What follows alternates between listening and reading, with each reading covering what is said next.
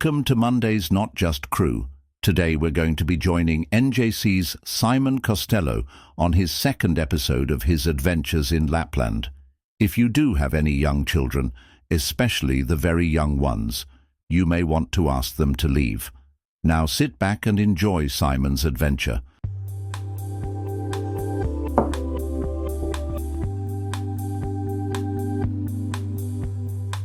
Welcome back to Not Just Crew, the second part of where we join up with Simon Costello to find out about his most exciting year of 2024. Not only exciting, but a very, very busy one.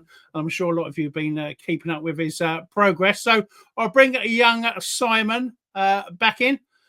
Hello, Simon. Thanks for joining us again. Oh, good to be back. Oh yes, well, I had a funny feeling you would be. Right. So what we do, we're going to go.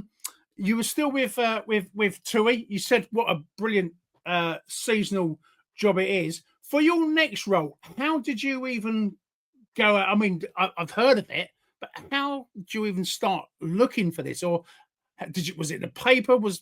Just over to you. Tell us about it. To get the role working in Lapland. Oh yeah, I mean, because you say you were still at TUI, and how does a job like that even come up? Well, I'd never give it any thought, Trev. None. It's not something that I'd ever aspire to be. It was kind of so. In August, there was a post. It appeared on Facebook, an advertising post with Canterbury Travel. And they were looking for elves and rangers and staff to work over in Lapland. And I was like, well, I don't fancy being an elf, you know what I mean? But I'll have a look at this anyway. So there was these positions for elves and rangers, which basically do all the behind the scenes work and the snowmobiles and all the heavy lifting stuff. And that was not for me either. But then I did see that there was Santa Claus opportunities, but I thought I'm going to email and see if there's any availability for Santa Claus. And so I got in touch with them, and they were like, right, no, we've got our full quota of Santas for this season coming up 2024.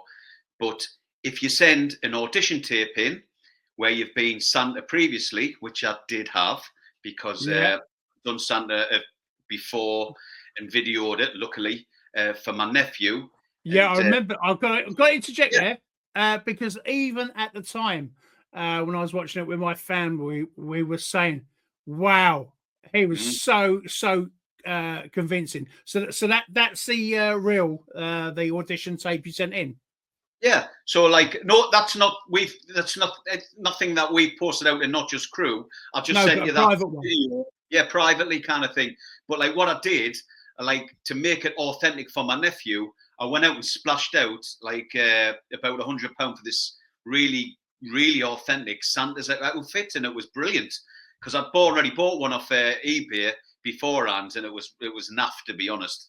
And I thought, well, that's not very nice. And then I saw this other one. I thought, Steph, I'm getting this outfit. I'm getting this Santa Claus costume. It looked amazing, so I got it.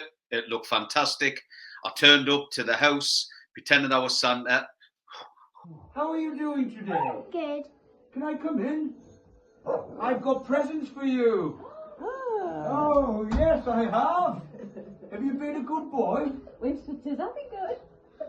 Have you been a good boy for Mummy and Daddy? Yeah. Is it okay if I sit down and just have a look at my Santa? Who is this? Cover your ears. And then went in and delivered the Santa experience for little Noah, and kind of got it all videoed, and that's what I sent off to Canterbury Travel, and then Tony, who was the head Santa. There'll be pictures of him come up later on. He was the head Santa.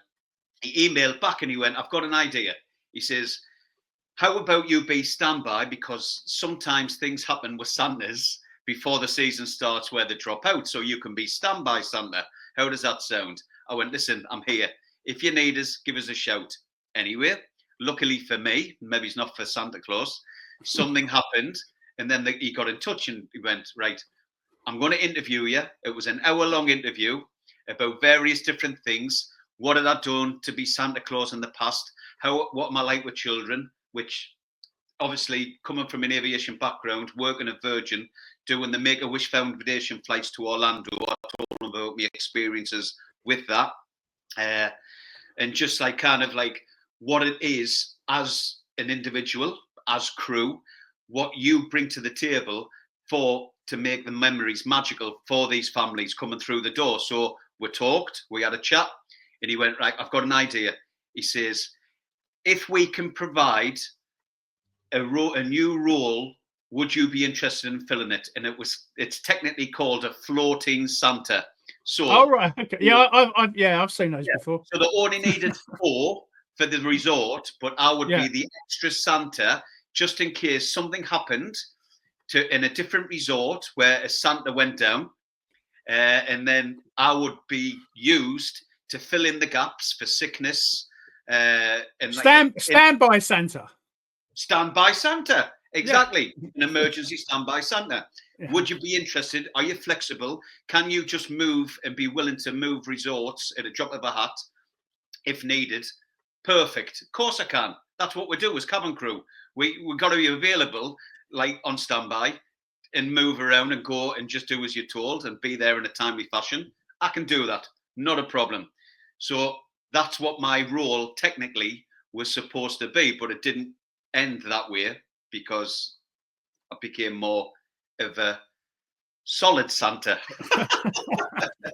Yeah, I flushed a few of those away. Yeah, I know what you mean. Especially, winter time. All right, okay, look, let me ask a couple of... I'm just going to take you back to the actual interview because it's not every day anyone goes for an interview. So when you were called for an interview with Canterbury Holidays Travel, do you already have to go dressed up as the parts, or can you go in normal civilian clothing? Civilian clothing, luckily. So, like, I nearly fell over backwards once. Like, I started because it was a FaceTime call with Tony, and when like he came on camera, Tony is Santa Claus. Oh, right, okay. His beard is all his. So I'm just in front of my iPhone. Yeah, we'll put some pictures up while we're chatting about this. Interviewed by Tony, who is Santa Claus, and I thought this is a wind-up. This has got to be a wind-up.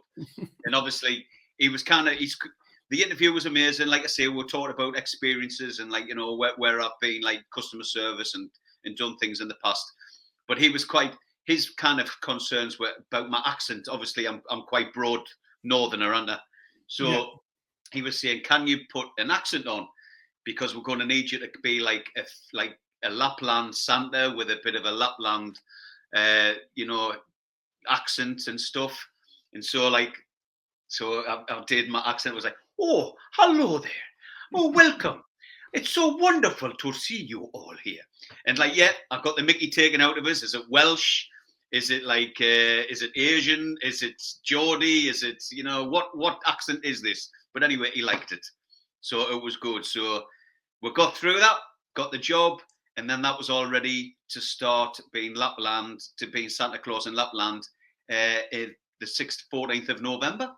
So, okay, typical when you're waiting for any job or reply from any job, how long did you have to wait before you would officially be given a role as Santa? And how does that offer come? Does it come in the form of an envelope, email, phone call? How did you hear that you're in fact Santa? Well, I basically found out there and then, like during the interview, that I got the job. But like until you get anything final coming through on an email or through the doorstep, like through your letterbox, contract-wise, I don't believe anything until I see it in writing. Anyway, I didn't have to wait long. The emails started coming through, I would say like about 6 weeks later, where the contract came, went through the contract, signed it, told us. I was that excited to get the job. I didn't even ask how much it paid, to be honest. I didn't care.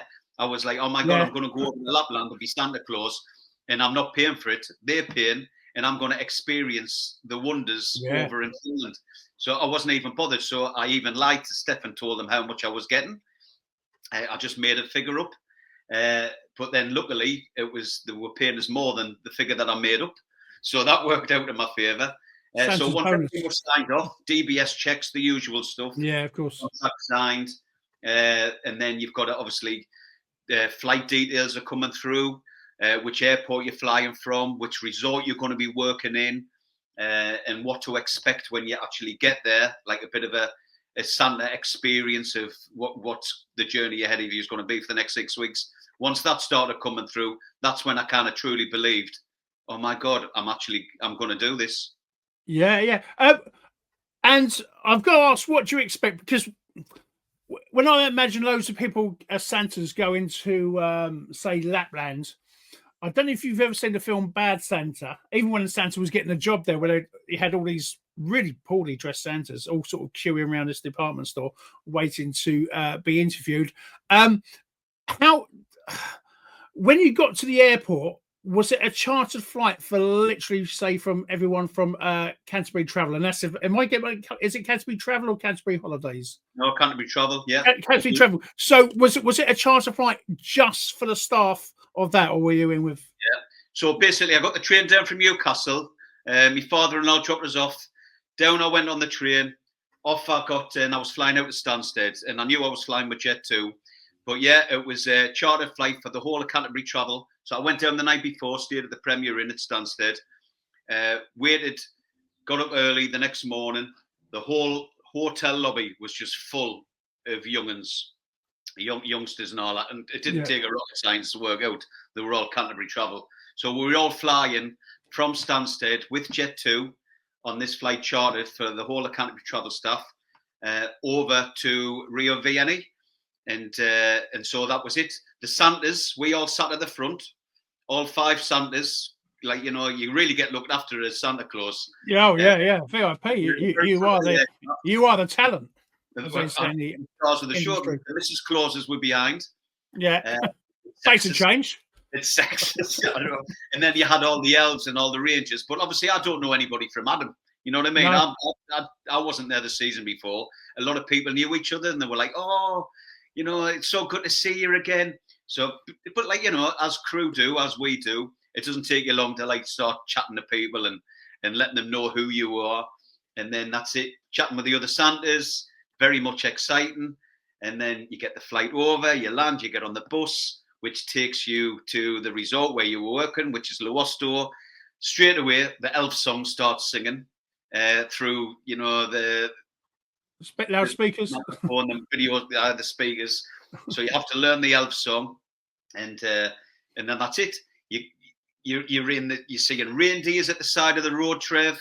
It's just snow everywhere, freezing, and you're just like, right, let's get us to the digs and the cabins where we're all going to be staying. Yeah. Before you go there, so let me just take you back a bit. Firstly, the Jet2 crew, welcome to everything. I saw you put a post out. Did they know you were Simon from Not Just Crew? And secondly, how did the crew feel about having a whole bunch of festive characters on board? Well, they looked a bit nervous, to be fair. Bless them. They're like finger in the headlights. But the Stansted crew, it's like, of course I was wearing my Not Just Crew hoodie. So they did know, and I'd heard of Not Just Crew. And it was great to chat to them and just talk about what we've been up to for the last, like, nearly 5 years now. Yeah. But yeah, there was a few lively characters as regards to the stuff that were on the flight, but everyone was well behaved. The flight was longer than what I thought it was going to be. It was nearly 3.5 hours. Oh, wow. I know. I thought it was only going to be 2 hours, but no, 3.5 hours over there. And we had, we just get us there quick and let's get started with the Santa Claus. Yeah, excellent. All right, okay. Look, now's an ideal time to take another quick break, and then we'll talk about how you sort of settled into this new environment where everyone knew each other. Was it like going back to public school as the newbie? But we'll discuss that straight after this break. Welcome to Sinfly.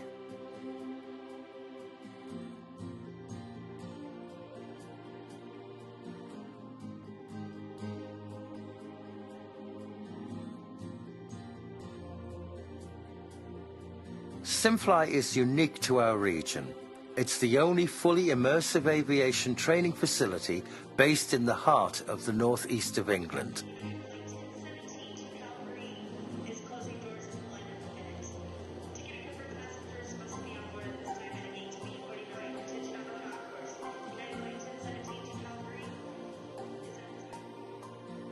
We work closely with schools, colleges, and other private educational facilities to give tailor-made experiences related to employment in the aviation sector.